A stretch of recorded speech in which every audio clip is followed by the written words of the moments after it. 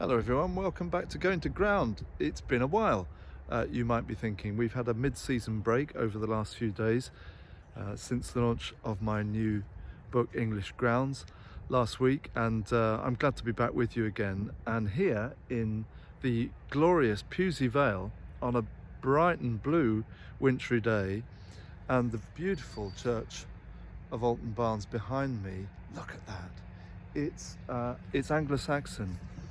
It's one of the oldest of Wiltshire's churches, and it's situated just along the flanks of the Pewsey Vale. You might just be able to see the Alton Barns white horse there, looking a little bit dappled and grey, up near Adam's grave, where we've posted before, and across the field is actually Alton Prior's church.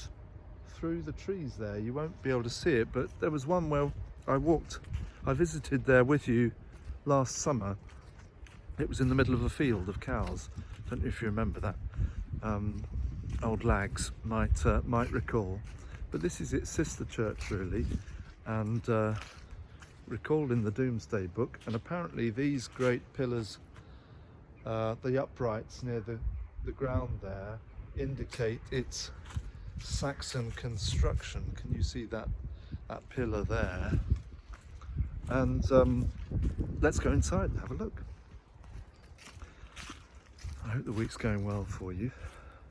Cannot believe that it's nearly halfway through Advent. Well, it's the third Sunday of Advent this week. So here we come, and let's just give you a little pan round.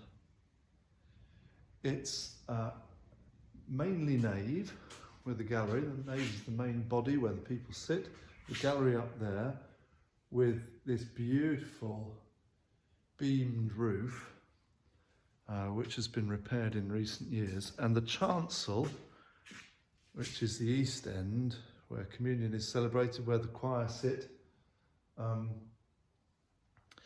is Georgian. Apparently the Georgians knocked down the Saxon chancel just to build a new one, which, you know, there are a few things that illustrate more clearly the different attitudes to heritage over the years, are there, than finding, than deciding to destroy something that's nearly 1,000 years old, just because you want to update it.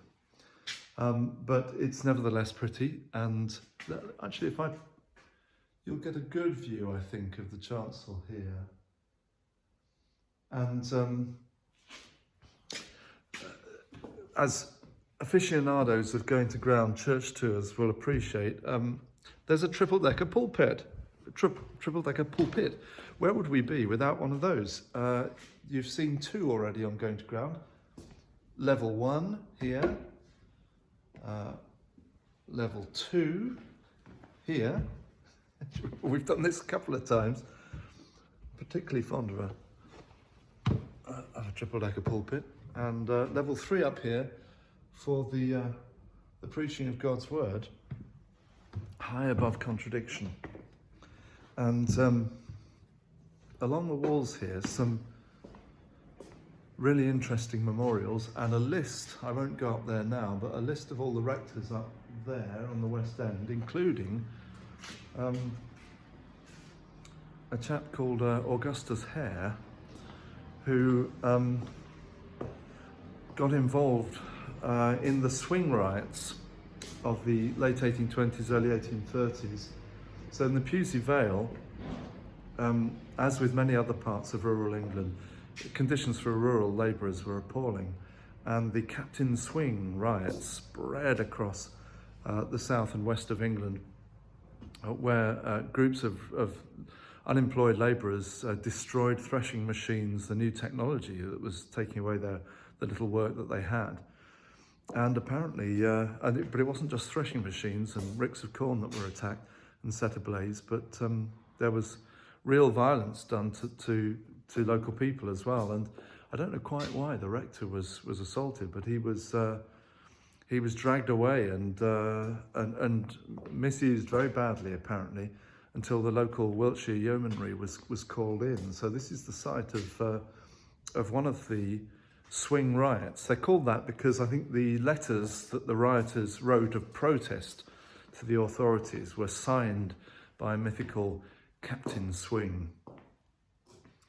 And what else can I show you here? A beautiful harmonium that still works and is still used, apparently from America, would you believe, shipped over at some point from America.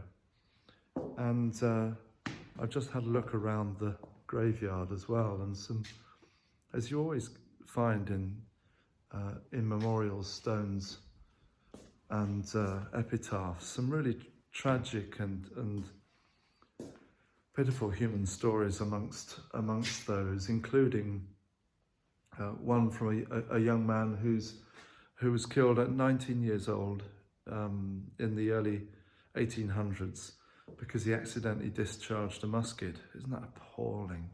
How was that born for their family, for his family?